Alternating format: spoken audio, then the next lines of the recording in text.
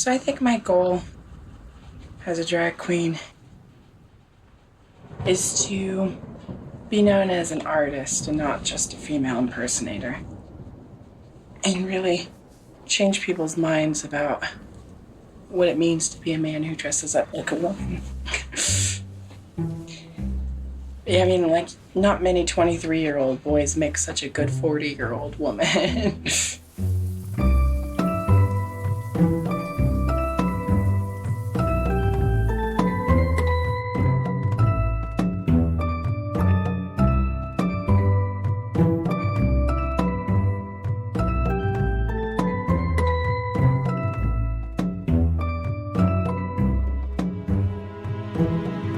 First time I ever did drag, I just used my mom's foundation and then put a bunch of green eyeshadow on my eyes and black eyeliner and did my eyebrows black and then put some lipstick on.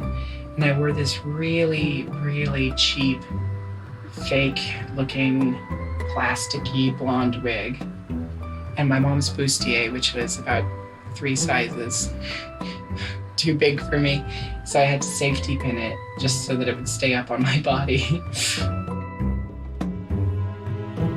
And I went to a Halloween party as Hedwig.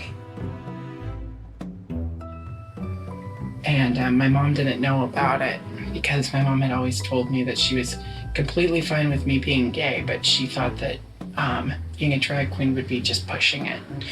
And I think she knew that I always kind of had that brewing inside of me, that I wanted to be able to dress up like a woman every once in a while. Well, the very first sign was when I found my lingerie in his bedroom. That was a pretty big hint. He went through a stage where he'd wear my headbands and my sister's headbands around his waist with long t-shirts, and he did that for quite a while. He didn't play with cars and trucks and G.I. Joes. He played with dolls and wore capes, and not capes because of superhero capes, but capes more like, look, I'm wearing a dress cape. I just wanted him to feel comfortable with who he was. I never wanted anyone to make him feel like he wasn't allowed to be who he wanted to be.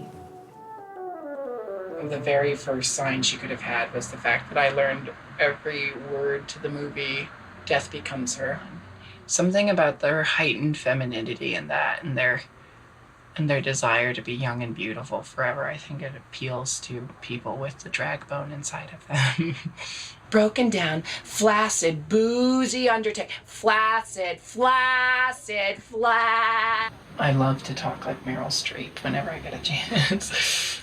As soon as he watched one movie, he would know all the lines and be the people, almost their character. And he loved Death Becomes Her. I don't know how many times I rented that movie for him. And it went on for years. I'm a girl. My ass! Ernest, I can see my ass! And another thing I didn't know I wasn't supposed to say is at 7 years old, my mother really had no business showing me that movie. Get it, Paul. Come on. Get your time. Get your time. Growing up, Jerick was always interested in being the female characters. He'd often tell me, oh, it's because they have better powers, or I like their costume better, and I always knew it was just him expressing himself. Even playing like Ninja Turtles, the little figurines, he would want to be the little side character, not even one of the main characters, as long as he could play the girl. Other things as a kid was like Jessica Rabbit and Who Framed Roger Rabbit, and Catwoman was another one. There are a lot of really hyper-feminine villains in American culture. I wasn't really raised by a lot of men. I was raised kind of like by a tribe of women. I grew up in a generation where a lot of us were being raised by single moms. It's depicted in television, like strong female mother characters. That's just something that's always resonated with me. I think drag is an art form the same way like commedia dell'arte, clowns are an art form. And you create a character and kind of have to think with both brains. You have to step into this consciousness of a fictional person and make on-the-spot decisions and actions and behave this way, you know, the way of this person you invented, basically. It's not just a form of self-expression, but it's a forum for kind of discussing topics and bringing certain things to the foreground that you want people to start talking about.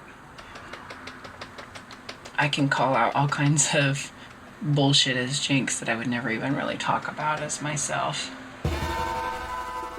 I think the first time Jerick ever went out in full drag was at SMIRC, which is the Sexual Minority Youth Resource Center. There were a lot of days where we were all just kind of hanging out, like around in the main area where there were some couches and a stage and like a CD player and stuff. He put on a CD and he was just like dancing around the rec center, like trying to get people to dance with him, but nobody would. I was sitting on the couch and he just like asked me if I wanted to like dance around with him, and I said no, but he decided I was going to, so he just like grabbed my arms and pulled me up off the couch and made me dance with him. I guess after that we were friends. Yeah, that's how I met Jerick.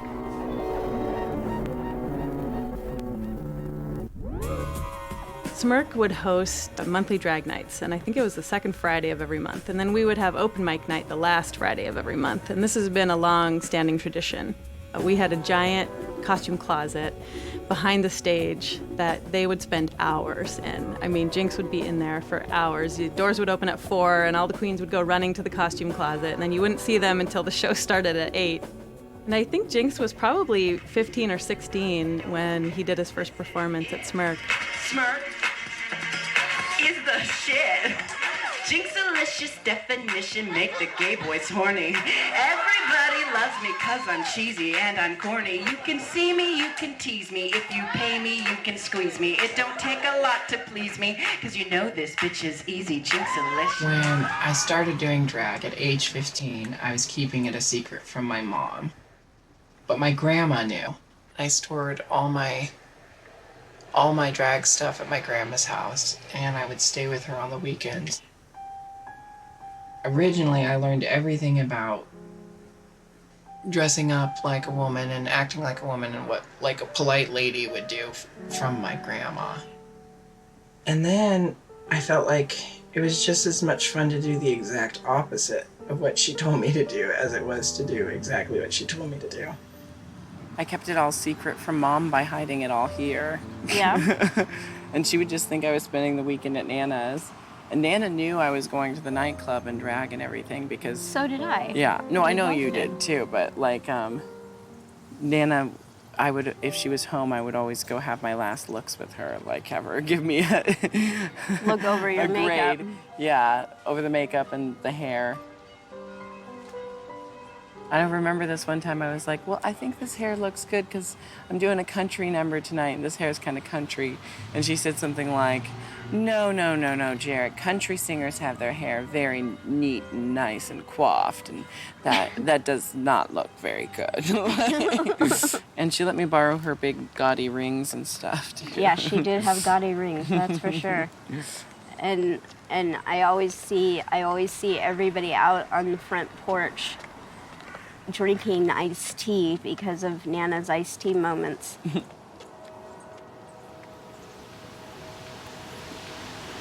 When I was 10 years old, it was early September, and I was extremely excited for Jerick's coming. I knew he was going to be a little boy, and he was already mine. And I had decided that I was part of the pregnancy, and on the day he was born, I started having cramps in my stomach and screaming out, "My baby's coming, my baby's coming," and everybody thought I was crazy. And then the phone rang, and I was called downstairs because my sister was there ready to go to the hospital. Sorry. I always wanted to be a mom, always, from the time I was little. And at one time I was told that I might not be able to have children, so I thought about becoming a nun, which makes everybody laugh. But I was pretty serious about it at the time. And so when I got pregnant with Jerick, I was like so excited and just so I couldn't wait to see him. And they put him in my arms and I'm looking at him and I'm like, oh, little baby, and so excited. And he looked up at me and he looked so disappointed, like, oh God, you're my mom, really? I'm stuck with you again. And I think I've always had that feeling that he's always been so much brighter than me or so much more advanced. He's just like an old soul. I was 17 and his mother was, I think, 22, 23. It wasn't planned. I was actually in a group home. His mom was in pregnancy for I don't know how many hours, so long. She started in the early afternoon, and then we were in the early morning when he actually came. But the doctors looked at my mom and I standing to the side and said, this may be a choice between the mother and the baby. Who do you want us to save? And my mom said the mother, and I said the baby. Because I had already committed to him being mine, so I wasn't going to let him go. It's good, isn't it grand? Isn't it great? Isn't it swell? Thank you. Isn't it fun? Isn't it? Nowadays. There's cocaine on this. You can like the life you're living. You see, there's a little boy in my throat. You can live the life you like. You can even marry, hurry, but mess around with Ike. Oh, wait, you can't see that on camera. I poked his dick. And that's good, isn't it grand? Isn't it great? Isn't it swell? Isn't it? Jerick and I met our first week at Cornish College of the Arts and became fast friends. He seemed pretty shy and reserved and quiet at first, and so I went up to him and we started talking, and then I realized what a weirdo, crazy person he was, and we became super fast friends. I first met Jerick when he was a freshman at Cornish. I remember him because he was kind of a shy gay boy with dyed hair, and he stood out. He had been performing drag for a while at that point, which is unusual at that age. Jerick started taking the fundamentals of what we were learning at Cornish and applying it to his drag and creating new characters and these fully rounded female presences. I don't think I introduced him to anyone yet because he was like 18 years old and I wanted to keep my job. So I wasn't going to be like farming him out to bars and burlesque shows. But I could recognize his talent. Seeing how he's taken his acting training towards Jinkx and made her this wild creature you see before you has been incredible to watch. She's not a Christian!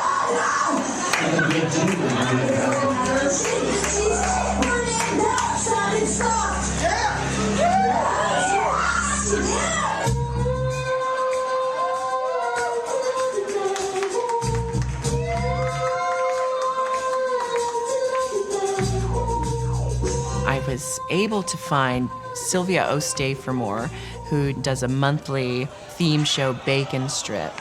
And this is where I developed, I think, the most of my Jinkx persona and kind of honed in on the different things that really excite me with drag. Well, I had planned this whole number where I was going to come out and roller skate, right?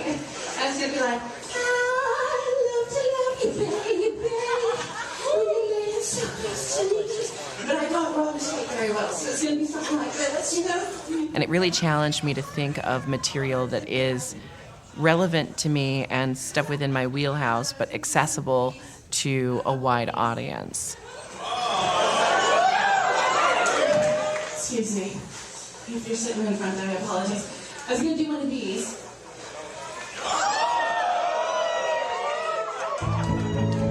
I spent a year doing every one of her shows. I didn't miss one for 12 months straight.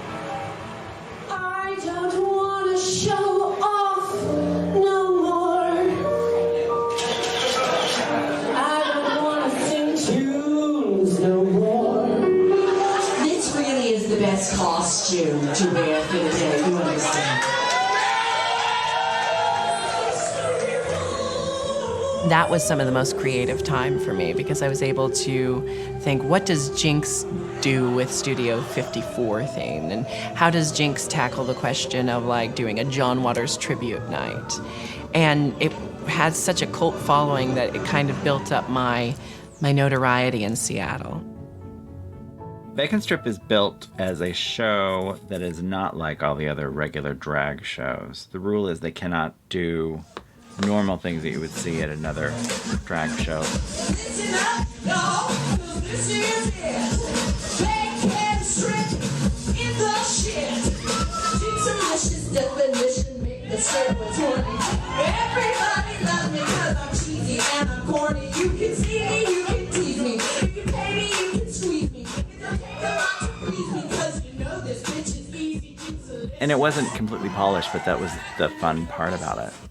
And I was kind of amazed because she had said that she had gone back home to Portland and tried it for a while, and they just didn't really embrace her as well.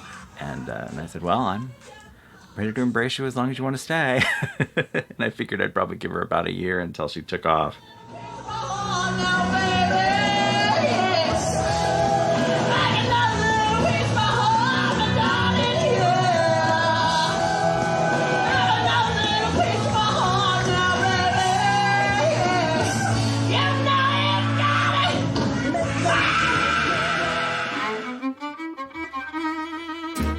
And so she won the first Miss Bacon Strip title.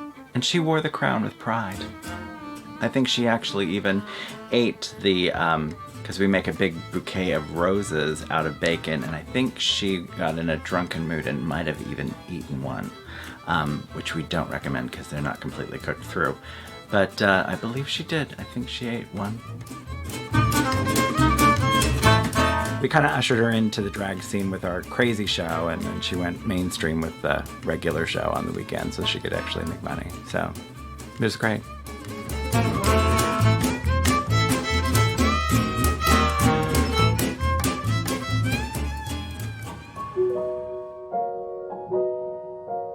From the moment I started drag, I was in drag every weekend from like age 16 to 19. Julia's LaFaux, the #1 celebrity impersonation show in the Northwest, they approached me to be their host of their show. And that is when my drag kicked up a notch. You know, I went from just being the kooky, obscure cabaret queen to trying to be a bit more of a showgirl. Jerick is ridiculously talented, and myself and a couple other entertainers got the director of our show to pay attention. And unbeknownst to me, he offered her my job. This is working in Seattle. And I gave her my blessing. I told her, I said, you know, I know you didn't come in here doing this on purpose. You didn't come in here to take anything from me.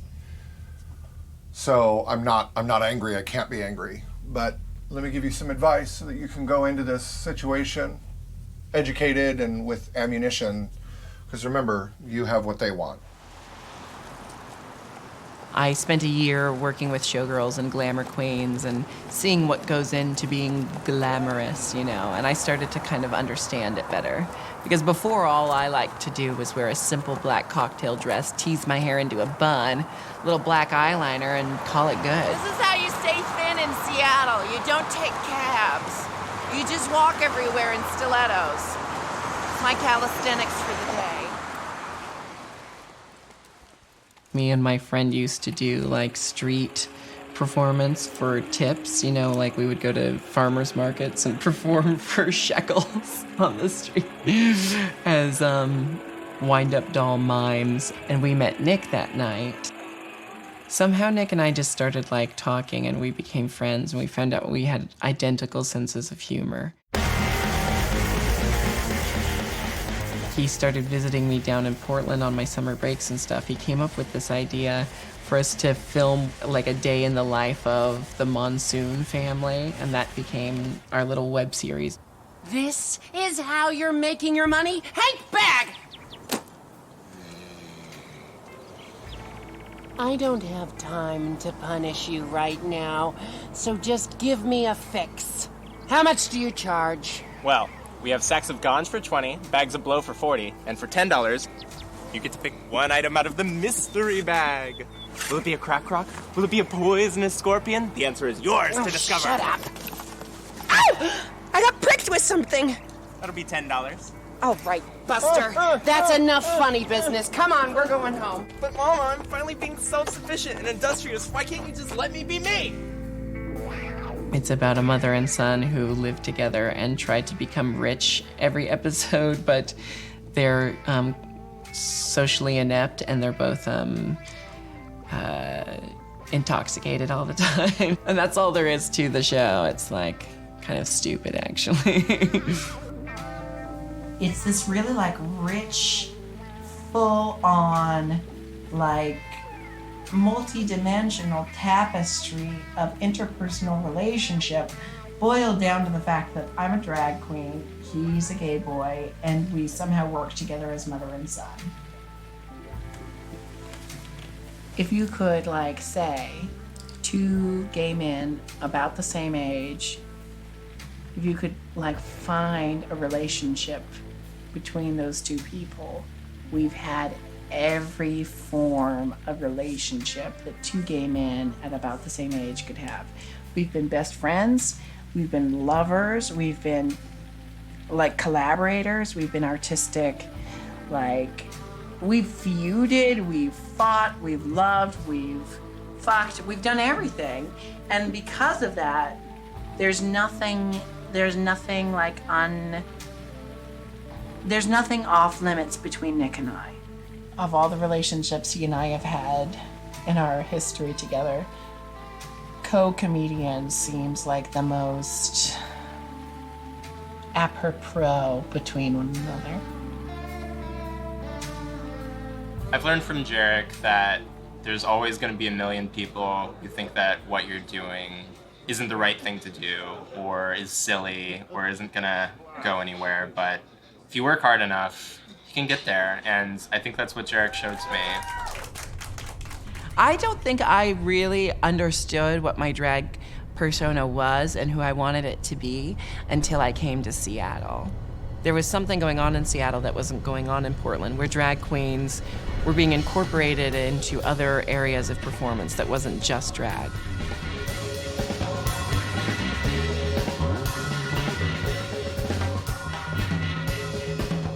Narc magazine started when I moved to Seattle out of an appreciation for all of the characters here.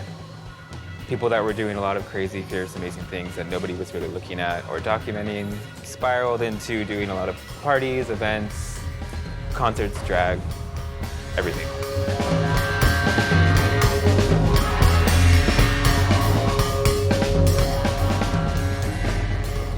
What I really like about Seattle's specific aesthetic is the fact that we put the performance above everything else. Like, we kind of will overlook like kind of a, you know, a weird looking drag queen. We won't really focus in on how they're unfashionable or how their aesthetic is gaudy or tacky or anything like that. People look past, you know, just the visual of the drag and look into what they're actually doing.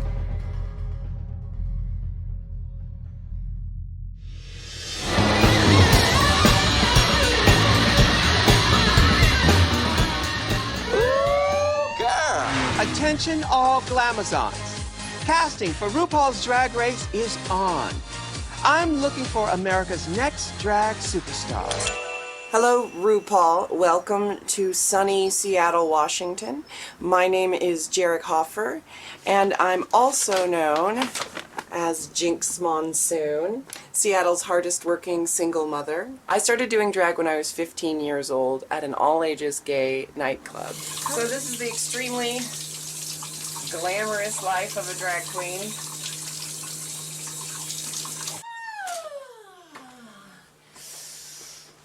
Hello, my name is Jinkx Monsoon and welcome to my underwear. I was one of the hottest vaudeville singers in the 1920s, it's true. I'm just a Broadway baby.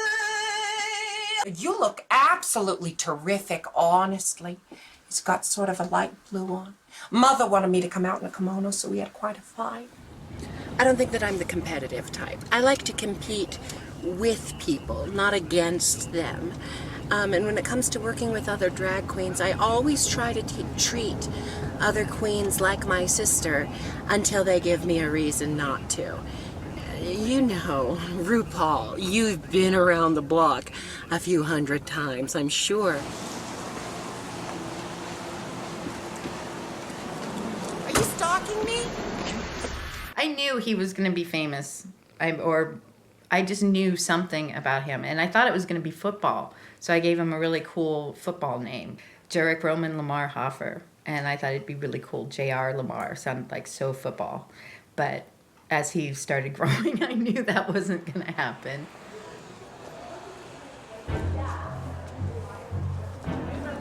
I don't think I was ready to come out until I saw the movie Hedwig and the Angry Inch.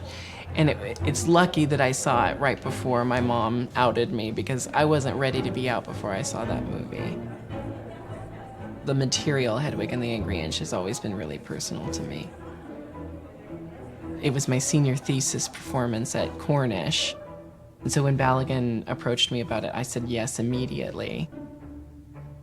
I didn't know, though, that I would be doing it while I was secretly waiting for the announcement to be made that I was on RuPaul's Drag Race.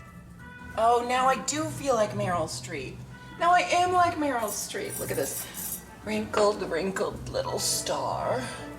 Hope they never see the scars.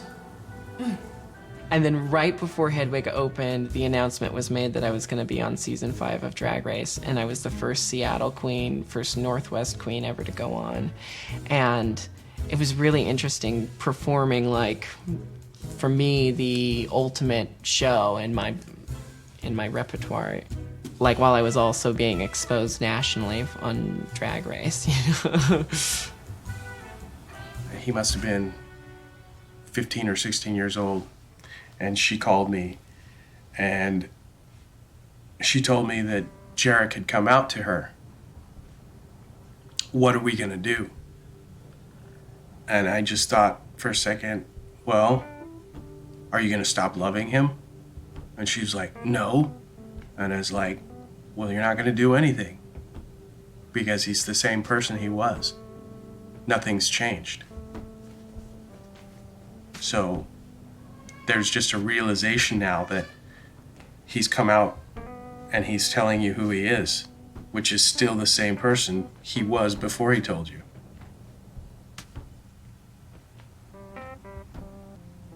When I talk to my dad, I feel like we just talk about the default type guy stuff. You know, we talk about cars and work, and it never gets very deep. My relationship with Jerick is very much the same. We don't talk much, and I don't see him often. And when we do, the last time I saw him, I think the conversation is very, I don't know, it's awkward. It's strained. It's not organic.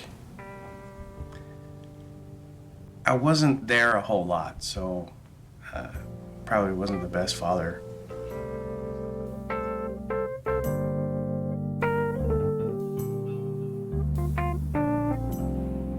Jerick and Jeremy were my father growing up, basically, because my father wasn't really around my entire childhood, and so Jerick was definitely always taking care of me when my mom wasn't, and there were times when it was mostly Jerick, and our Nana and our Aunt Mimi definitely played a big part in my parental field, but Jerick was always around as a father figure and big brother. When I was a little gay boy, I always felt like I wasn't as cute as my friends. But when I started doing drag, I felt like I don't have to be as cute as my friends because I'm gorgeous as a woman.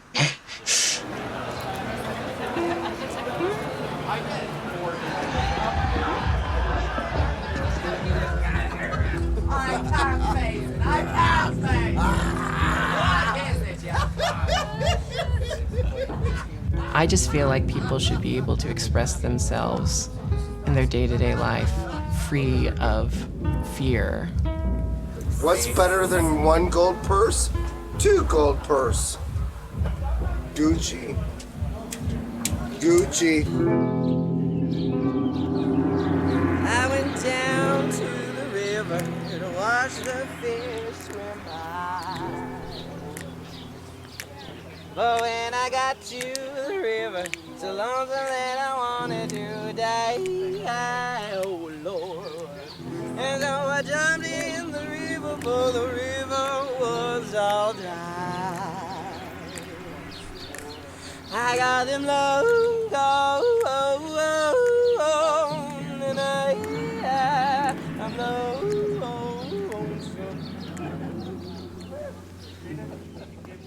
I definitely feel like I have a second family here in Seattle. And like, I have a very strong relationship with my blood family in Portland, but I feel like my chosen family in Seattle is like, you know, comparably as strong, and we're very tight-knit and close to one another. And it consists, you know, primarily of some of my best friends from college and some of my best friends from childhood, and then, you know, fellow performers. Kitty kitty in the club, cinched up waistcoat chain on, looking like a thug. It feels cliche to say like we're all very eccentric, zany people, you know, but I don't know. I think you could make a sitcom about us. The lace is glaring, bass is blaring, it's coming from the DJ booth. This remix in and killing, Jinkx, so you're gonna add that hair into that hair? Yeah. My grandma got me this wig when I was like 17. So your grandma was buying you wigs, girl? My mom wasn't really into it, Uh-huh. but my grandma and I would be getting me in drag, and then I'd go out to the club. She'd let me be who I wanted to be, you know? When Jerick was on RuPaul, my friends and I, every week, we would get together at my house and watch it on TV. We'd have like potluck dinners, and from the beginning, they would show this one clip of Jerick saying, "I feel so guilty," and crying, and we were all like, "God, what is that about?" What, you know? But it was kind of neat when we see that. We knew he was going further because that episode hadn't aired yet. So it was like, oh my gosh, they keep showing that clip, so we know he's getting further in the show because it didn't come up. And we all, then my friends would ask me, what is he so guilty about? I'm like, I don't know. And I would try to call him and ask him, you know, what is that all about? What were you feeling so bad about? And then when that episode happened, it was horrible because I was sitting there with my friends and it got all quiet and everybody was staring at me like, oh my gosh. My mom became an alcoholic when I was about 12, right after my youngest brother was born. I'm the oldest, and when she would be out every night doing her thing, I was the one being the parent. As soon as I became independent from my mother, my life improved tenfold, but I continually regret and like second guess the fact that I left my youngest brother with a woman who wasn't ready to be a mom. It just kind of took me by surprise, and it made me feel bad because I never knew that he felt that way. And I worry about him all the time because if I had it my way, he would have come with me. And sometimes when I'm like doing like this, I feel so selfish. Don't, Jinkx. To have Don't. left my youngest brother. Don't, not at all. Feels like right now, like I've abandoned him. You haven't. Your parents are the people who are supposed to protect you, and sometimes they're the people putting you in most jeopardy. I thought I was doing a good job, and I know there was difficult times, but I had no idea that I had affected him so deeply. The second that it aired, my mom and I were on the phone with each other. I guess I was being so selfish at the time, not even realizing what I was doing or how it was affecting him. I thought when I was drinking, we were all laughing and dancing and having fun. So in my perspective, we were all enjoying it. And it's sad to find out that it was hurtful for him. We had a really good conversation that night, and she kind of just said that she understood that it's just a part of my story with my life. And that sharing it was just a, it was just a given. And she didn't hold any ill will towards me about it. And that was all I really needed to hear.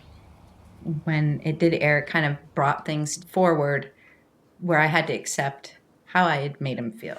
I've just been so nervous about this episode airing because I don't want it to seem like I hate my mom. My mom has been a wonderful friend to me for the last couple of years. We went through a rough patch, but I really love her. And there's ways to get over trauma and live your life no matter what, ladies and gentlemen.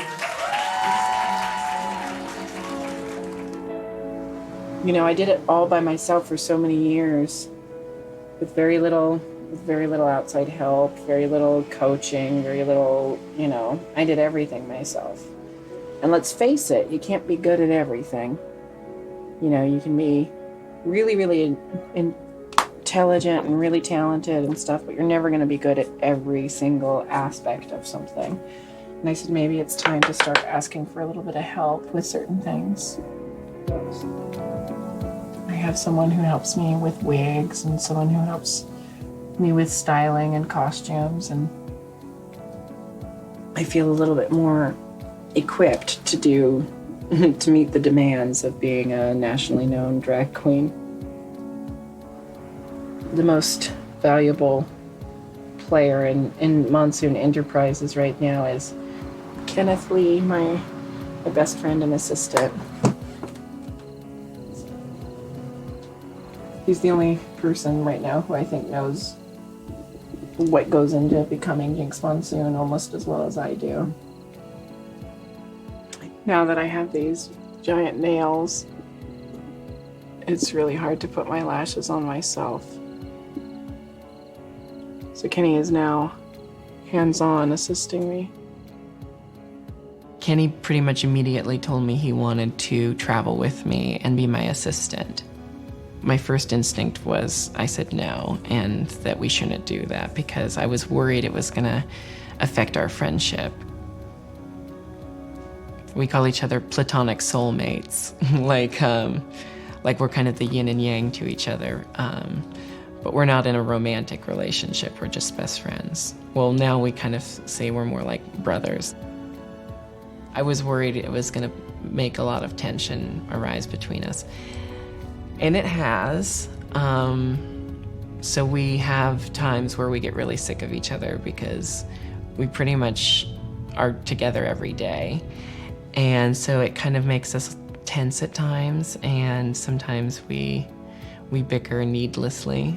That's the pros and cons to having someone who you feel like is family to you work with you on something like this. Is you accept that you're gonna get tense with each other, but when things are working well, they work so amazingly, and it's so wonderful to have your best friend and have someone familiar with you when you're traveling for 7 months on end, if I didn't have him, I probably would, I don't know, I always say I'd either go crazy or drink more.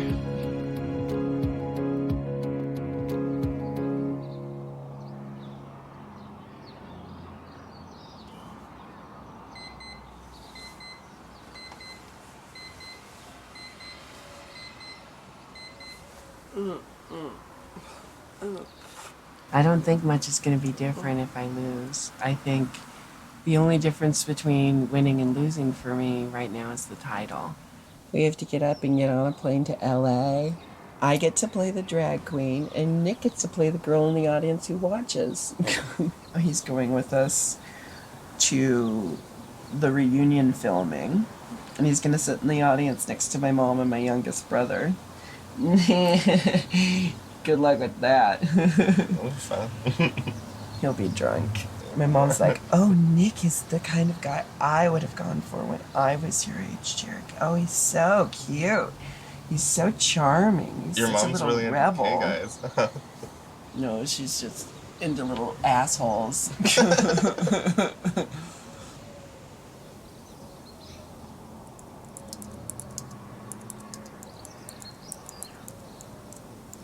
I think of RuPaul's Drag Race it changed every aspect of my life, like every single aspect of my life. My boy life, my drag life. If I lose, I've already won so much that the only thing I'd be losing is the title, but I wouldn't be losing myself.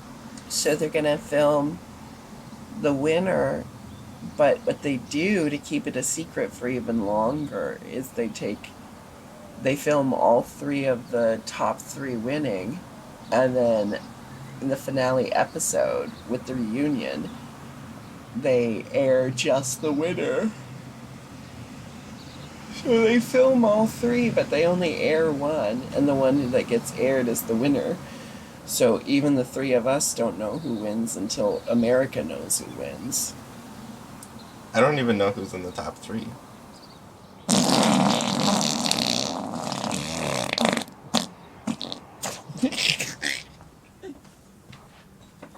Okay, the cab's outside. I think I auditioned saying, oh, I just want to go into it for the experience and who cares what happens.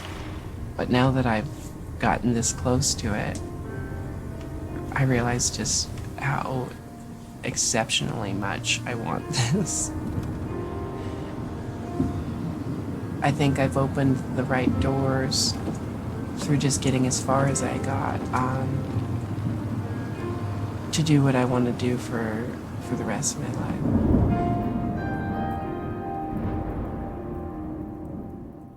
Okay, so we just have 3 ground rules.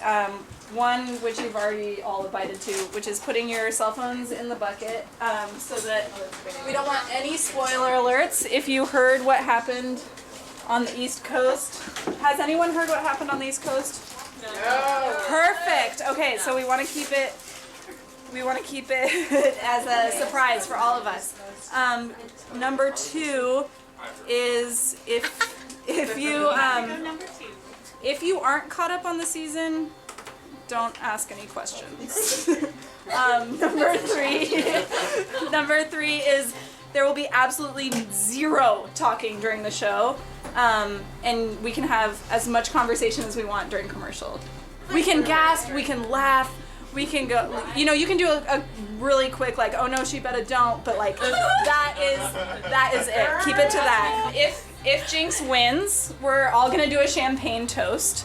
Of course. With the champagne everyone else brought. If Jinkx loses, we're all gonna choose one piece of garbage from the garbage can and eat it. So hope you're all on board. I didn't put that in the Facebook invite, but that's what you signed up for. Absolutely no talking. Wow. So, Jinxie, how are you feeling at this very moment? I feel like a more fully realized drag queen. I feel like a more fully realized human being. Well, Jinx, you have continued to surprise and delight your fans. Best of all, I think you even surprised yourself. The time has come to crown our queen. America's next drag superstar is...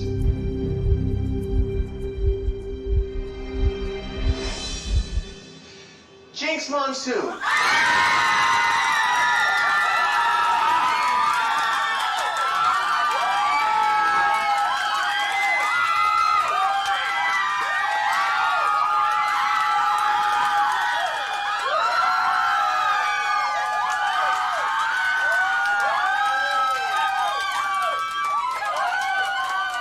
That moment, I'm getting goosebumps now. When they announced, I started crying and we were screaming through the neighborhood. It was an amazing moment because I know how much it meant to him. Now open your little mouth.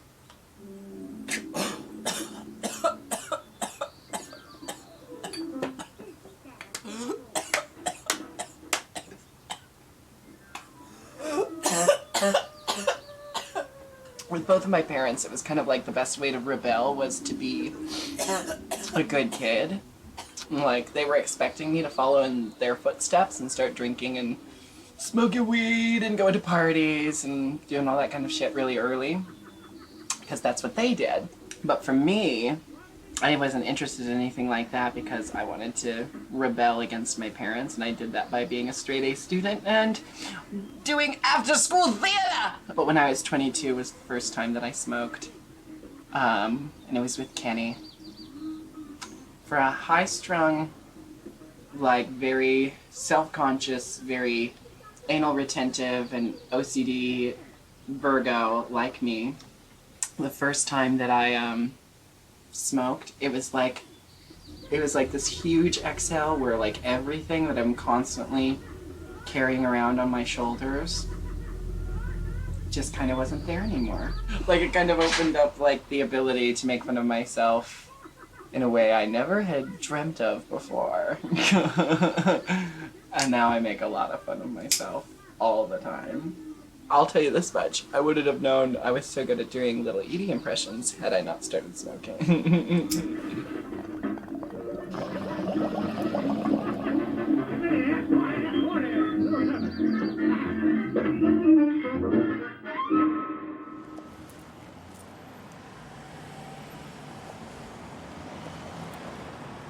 In true Jinkx Monsoon fashion, they put the crown on my head and then I walked into something, just slammed it into the speaker. And then immediately after that, they took the crown away from me and told me they'd ship it to me. So this is my first time seeing it since New York. He's always used humor in a way to calm people down or to mask how he's feeling and to turn things around to where he's not feeling so uptight, and uses humor to, I think, sometimes hide some of the pain he might feel inside. But he's always had, you know, this funny, quirky side. He's always been just so imaginative. I want to say the Seattle drag scene is less superficial than other drag scenes I've seen. But in saying that, that sounds a little pretentious. But even that is kind of like part of the Seattle drag scene. It's like, it's just the right amount of pretentious, you know? I feel like people feel really free to do what they want to do with their specific style. And you see that in the diversity of drag that you have in Seattle. So we have all my favorites performing in the show tonight, starting with the hostess of the evening, my sister Binda LaCreme. Hello. This is the Shanghai Pearl, my first exposure to burlesque. Of course, we have my preferred dressmaker and one of my favorite performers and co-cast members in the Daily Rue Presents shows that we do, Jamie Von Stratton. And then over here, we have Sherdana, Lou, and Kitten LaRue. And back there, there's the luminous pariah. Here we have Fuchsia Fox, who's not only a talented burlesque performer, but also a gorgeous belly dancer. Sydney Devereaux, who gave me and Richard our first spot in Seattle on the burlesque stage at the Pink Door. So we go way back. Of course, Richard Andreessen, my music partner, aka Dr. Von Dandy, aka Major Scales. This is Gabriela Sanchez Samano. And then, of course, we have Kitty Kitty Bang Bang delivering Jessica Rabbit tonight, one of my childhood fantasy characters. And then Jackson Brown's dicking around back there. He normally does Cher and Kesha in our show because those two people are so much alike. I think she's ready now. Ladies and gentlemen, you can stand up when I'm done with this. I want to say I knew he was going to win. I mean, he's my son. Who else is going to win? Miss Jinkx Monsoon.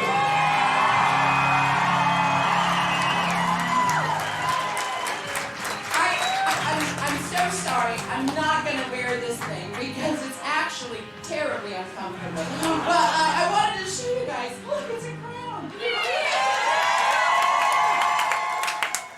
Well, that's right, I'm sad and blue, 'cause I can't do the boogaloo. I'm lost, can't do my thing, that's why I sing, gimme that ding. What good's a metronome without a bell for ringing?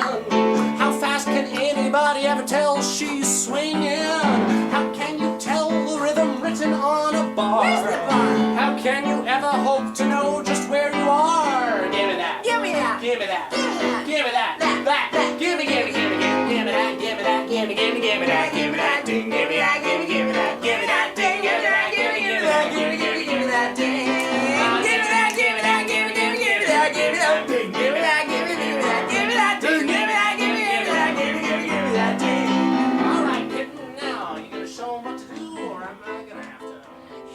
Richard and I met because basically we were two of the only 3 gay guys in our class. And we both had really interesting hats that we wore every day. And so we kind of hit on each other with our hats. Like, I noticed you wearing your duck hunter hat while I'm wearing my, Nepalese Sherpa hat. Like, maybe we should get together and our hats should get a drink sometime. It was kind of like that. It was really dorky.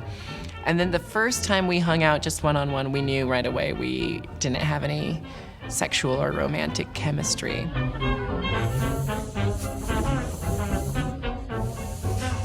At the end of our sophomore year, we decided to move in together. And once we lived together, we started really seeing all the things we had in common. And that's how we developed the Vaudevillians, because only the 2 of us thought it was funny for a long time. We just found a way to make our sense of humor accessible to normal people. Are you ready, Jockster? I'd say so. Let's get it.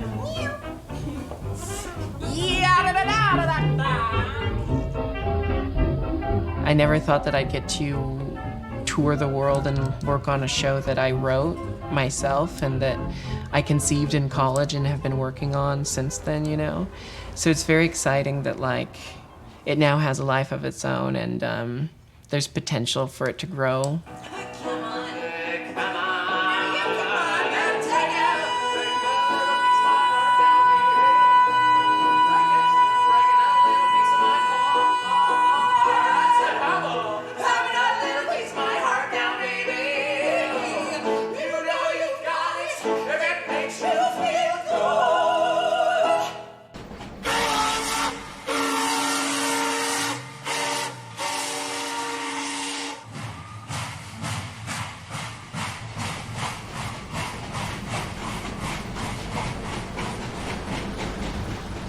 So this is Battle of the Seasons, Vancouver.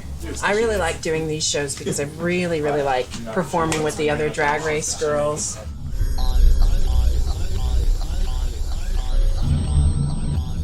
It's nice because it's like you've got a support team and you've got all these people who know what you've been through and know the experience and know what life is like now after you go on reality TV.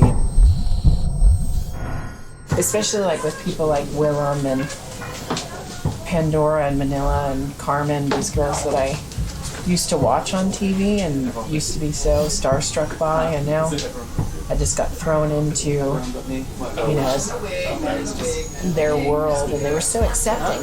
You really do feel like these girls are your sisters because they understand what you're going through on the road and they know the pressures of it all and stuff, so it was surreal to go from watching these people on TV and being like, oh, these are the coolest people ever, to being their friend and then their colleague like that.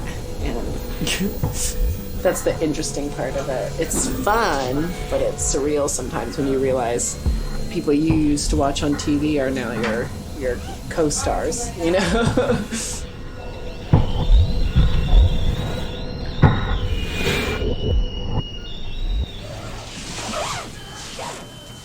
Broken? Yes, so. We did what we can after to go home. I know. Can I see what dresses we brought? I'm not trying to yell. It's just cutting me off.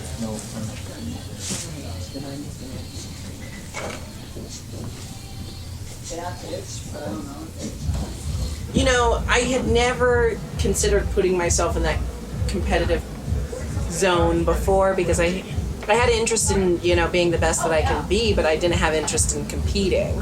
And it was when I did Drag Race, I I realized that I don't have to change to be the best. I just have to be the best at myself. And Michelle, harsh as she may have been at times, I still think back on the things she said to me, because from the beginning, all she was wanting was to see me do it 100%, It's not about change your look. I don't want that. I don't want you to change your look. I want the queen to be the best version of themselves that they can be. And I can see when you're not. Yeah. I can see when you're stopping yourself. That's what I was saying.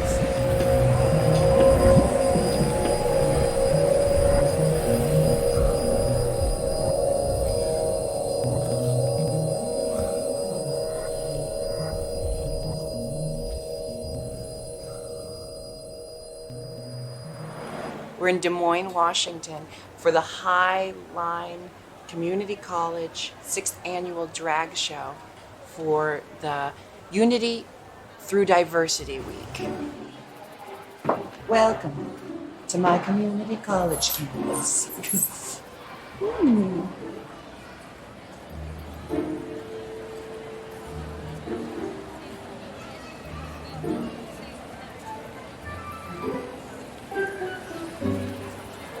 I don't know what I'm gonna do.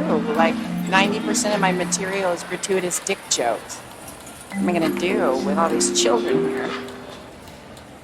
What's a PG-13? What's a PG?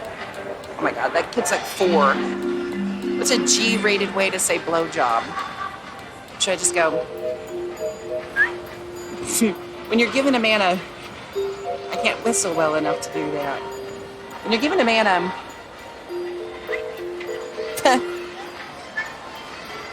No.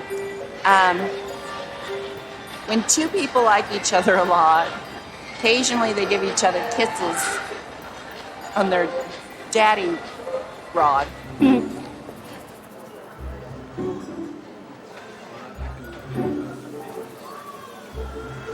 There's literally babies screaming. I'm gonna have to tell Disney jokes. I am so privileged to be emceeing the 6th annual Highline Drag Show, and I'm going to start the evening out with a little number full of crass humor that doesn't offend children. Mama, just kill the man, put a gun against his head, hold my trigger down, he's dead. Mama, life had just begun, but you're gonna throw me away. I don't really think any kids while I was growing up really reacted to it in a negative way. I mean, there were definitely some people who weren't accepting of it, and there's still people who aren't accepting of gay people and all that, but for the most part, nobody ever really cared. They just thought he was my older brother and that was it. It was always kind of crazy, but in like a good kind of, I don't know. It was always crazy at our house. Like, it was never normal, I think. All 3 of us were really close, and then when Jerick, kind of moved to college and started doing his like own thing and started expanding his options more and like what he was gonna do with his life, it was like kind of shitty because I was like so close with him, and so like it was kind of like me losing like a best friend, or like he's my brother, but like he's like my best friend. So, but I don't want it to get so big and crazy that he completely forgets about Jerick and it's just Jinkx, because that's not good. And yeah. Sometimes when you put on a full face of makeup and a wig and everything, it's funny because it's like I'm looking in the mirror and I just don't see Jerick anymore, Like, I know who I am, and I know I'm just playing a character right now. But sometimes even I look in the mirror and I'm like, who the hell is that woman looking back at me? When you do your makeup right, even you can't recognize yourself sometimes. Like, I don't even see that goofy little redheaded boy right now. I just see Jinkx Monsoon. But it's fun. I don't know. It's fun.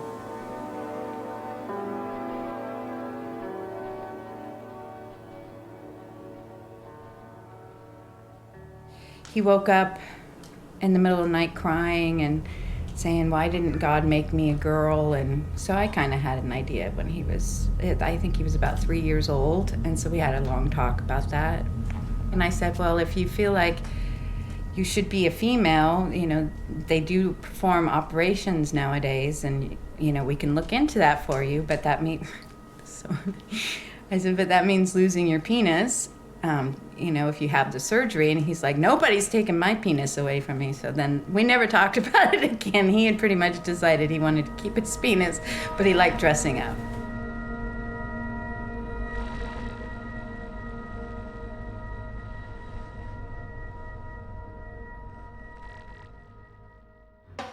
Other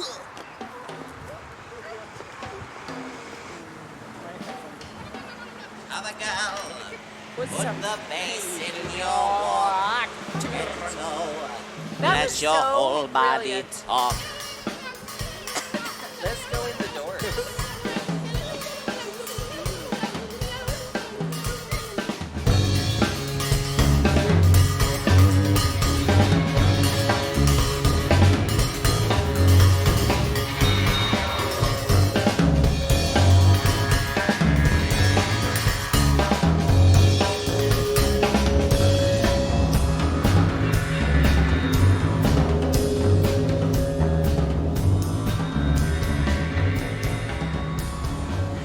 People don't ever tell you when a drag queen needs to go pee, it's gonna take 20 minutes.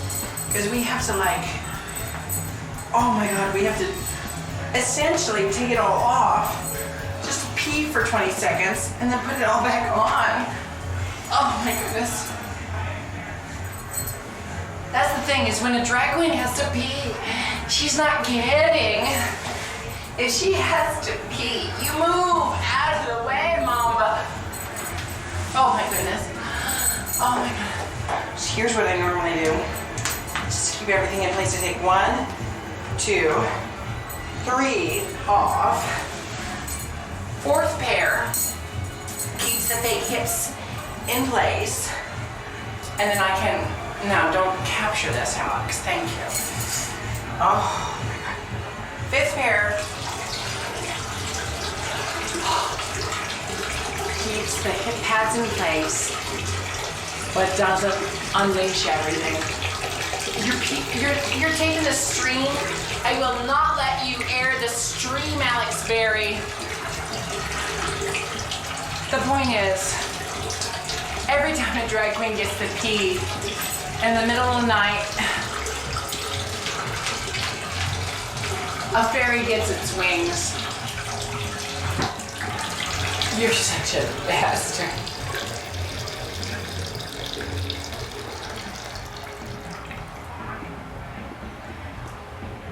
Okay, I think that's it. I went pee like a normal person would, but I had to hide it from the rest of the world because it would spoil their idea of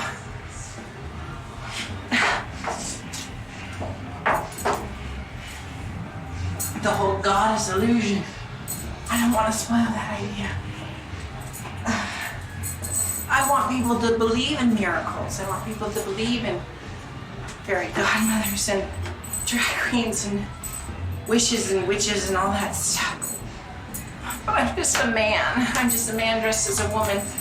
And you have to readjust all the undergarments. Because if you got back rolls, people will read you for it. You'll show up in some photo blog the next day. Back rolls. Back rolls. Yes, Miss Hunty, she had back rolls.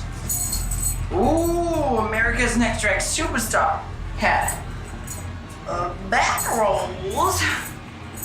No, not on tonight, Miss Alyssa. Not on tonight. I got this. I got this. Look at me. I don't got it. I don't got it. No, it's okay. You just need to bunch it up like this. I'll show you. I can do it on my own. It just drives me. It just drives me to that crazy place. I know I could exist without Kenny. I just don't want to. Drag is a family thing. It's like it's a group effort. It takes a village. More than one time, let's just say many, many times, men have come up alongside me, driving alongside me while I'm walking home, and they slow the car down, and they roll down the window, and they like look through the window, and they're like, "Hey, how are you getting home? You want to ride?" I'm like, "No, I'm just..." Because the thing is, you don't want to let them know right away that you're a man, because what if they get angry?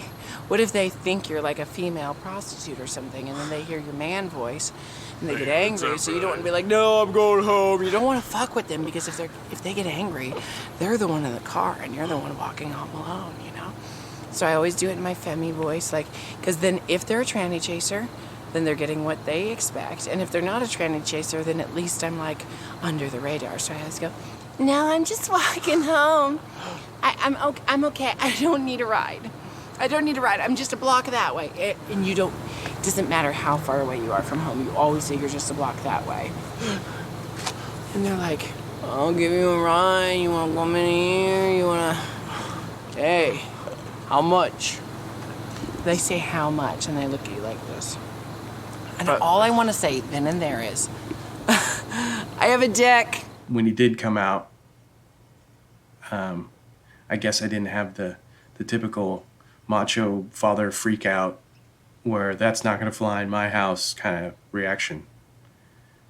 You know, I felt like I was already prepared for it, and as a result, it just kind of was like water off a duck's back. You know, it just kind of rolled right off and didn't have a strong effect on me.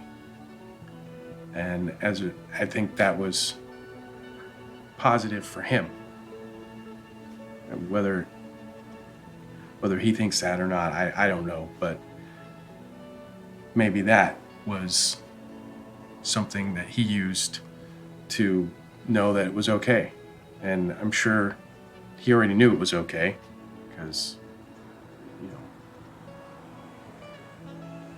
you have to be okay with yourself first before you can tell the other people where you are in your life. And I've always been of the opinion that at the end of the day, the only person's opinion that matters is your own. It doesn't matter what other people think. As long as you're comfortable with who you are, everybody else can just... Did you get that?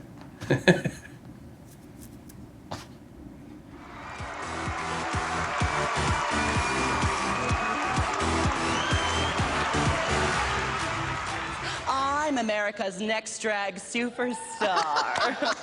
For about 60 more seconds. Yes. I feel like I'm supposed to have a ton of feelings right now, and I kind of feel numb instead. I feel like everyone wants me to be like, oh, I'm not the queen anymore. But I don't feel that way.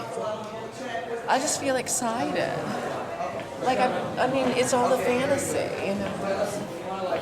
I feel like I have this responsibility to always be like staying true to the message that I put forth at the beginning of all of this, you know.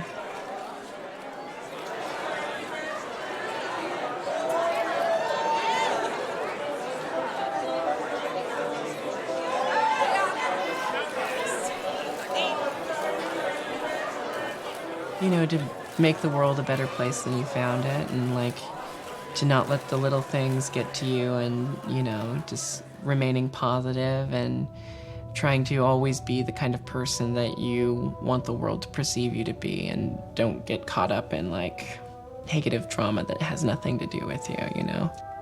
I just always want to make sure I practice what I preach. What's life been like since you snatched that crown?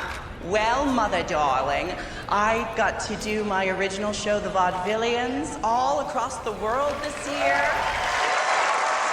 So, Jinkx, do you have any words of advice for America's next drag superstar?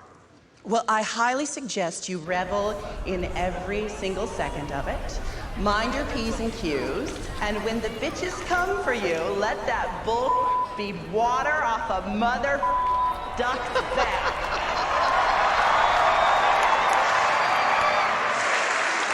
Well, Jinkx, your reign may be ending tonight, but it will always be, forever, monsoon season. Thank you very much.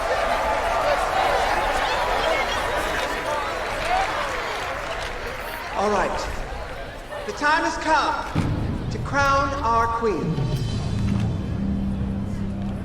As always, I've consulted with the judges and the fans, but the final decision is mine to make.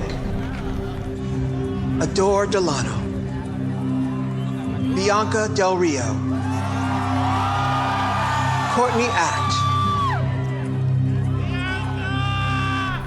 The winner of RuPaul's Drag Race, America's Next Drag Superstar, is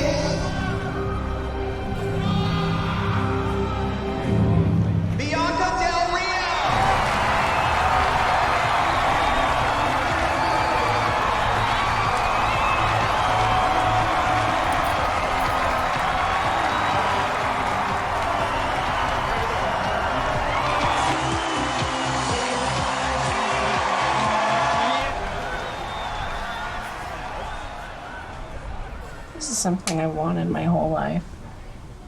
And yet, nothing feels exactly the way I've always dreamt about it to be. You know, like, nothing ever happens the way it does in the movies. Like a huge, huge door is opened for me. And you think, that thing you've been working for your whole life finally just happened. And now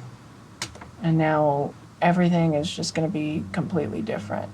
And you know what? It's not. Everything's exactly the same. I think what I thought fame was before doing all of this, I think I thought it was gonna be like a Band-Aid. If that makes sense. Like, I think I convinced myself, like, if I do this, or I accomplish this goal, or I make it here, or I make it this far, then it's gonna fix all the problems that I have going on. But now I think what it really is in this business is the chance to keep taking your work further. It's not a Band-Aid, it's just an invitation to work harder.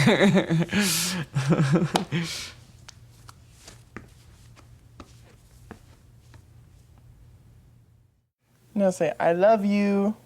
Want to say it for Daddy? Say, I love you. My dad wasn't around much when we were kids. I mean, he was an active part in our life, but not too much. And I always sort of longed for that, like, perfect family setting. There you go. Yeah. Now just work on that bite. I'm not going to take it away from you. So I don't have any furs for you to try on. Why does she never wear her wig when I visit? She looks really good in mink. We were very disparate and disjointed as kids. I feel like ever since we've started to get to know each other as adults, everything's been completely different. If you want some more burger, give Daddy a kiss. Fine.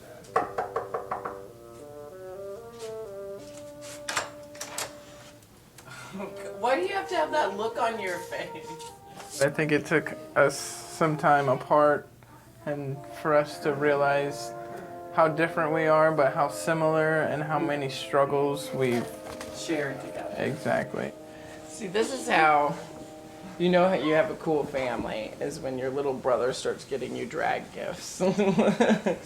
Well, because I don't even think we had, what, you can't touch anything. Wait, no, I know, but you have like, oh, I thought it was a beard hair. I'm not going to say that I wasn't petrified when I found out he was having a baby. But I was now, really nervous. Well, what are you having to be nervous about? I was nervous because, you know, you're young and there's still so much I know you want to do, and I didn't want you to miss out on the things that you want to do at this age. You know what I wanted to do? What? I wanted to have a baby. You wanted to have a baby when you had a baby? I honestly did.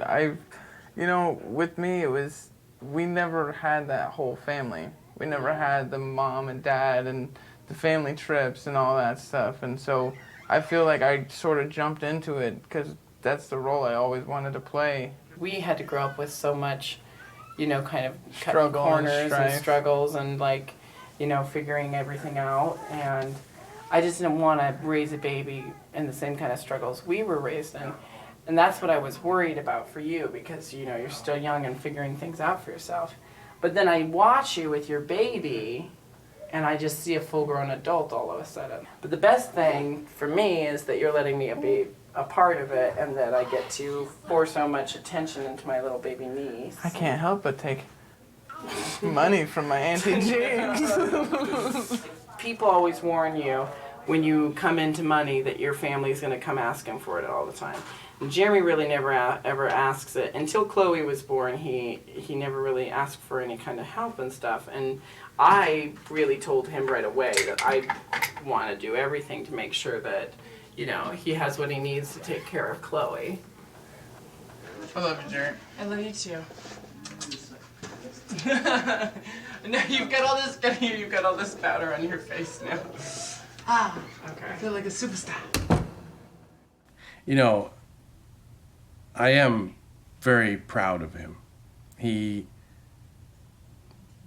did something.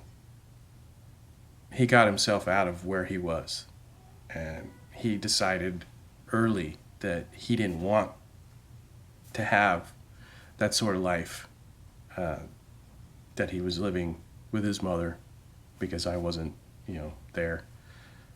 And he pulled himself out of that situation. You know who gave me this dress? Sharon Needles on New Year's Eve. It's sabotage, though, because the sequins stick to themselves. I thought it was the sweetest thing in the world. I wore it for 5 minutes, and I was like, that bitch. She put me in a booby trap dress. But I love it. It's so gorgeous.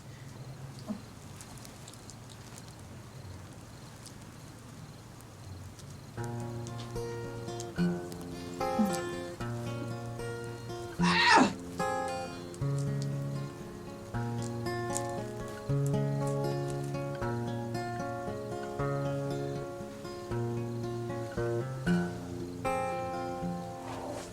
Golden sequin, golden firelight bend, and breaks you, holds you, takes you, pulled apart, and reassembled. I'm really glad that Jinkx is something that Jerick can turn to when everything's getting crazy, and like that's just who he is. I love Jinkx, and I'm a big fan of the whole Jinkx Monsoon persona and everything, but I kind of just like am sick of it because I want my brother to come home,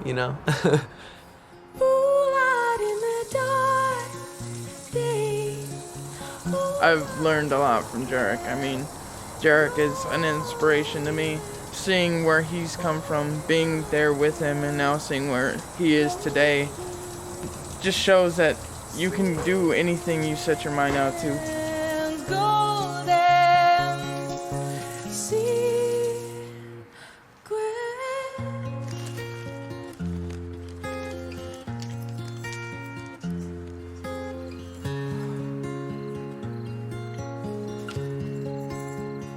I've learned so much from Jerick.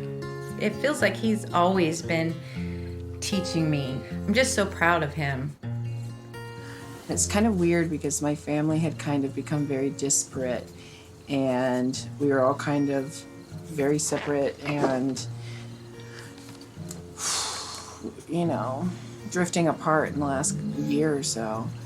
And now my family's kind of like reforming and doing really well. Like my mom and I, our relationship is better than it's been in a long time, and Jacob is going to school proud every day of his family, and I've given him something to brag about a little bit at school, and that's kind of cute. So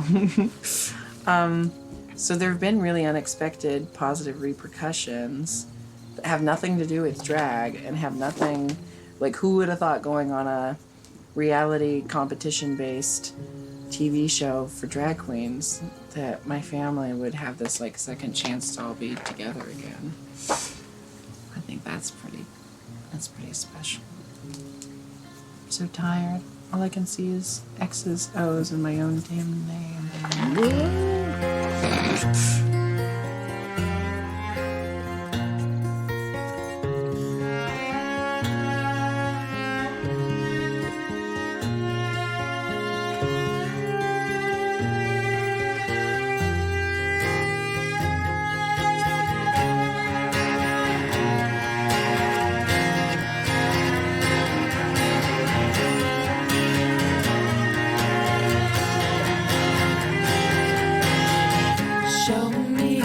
Show me, show me, show me, show me.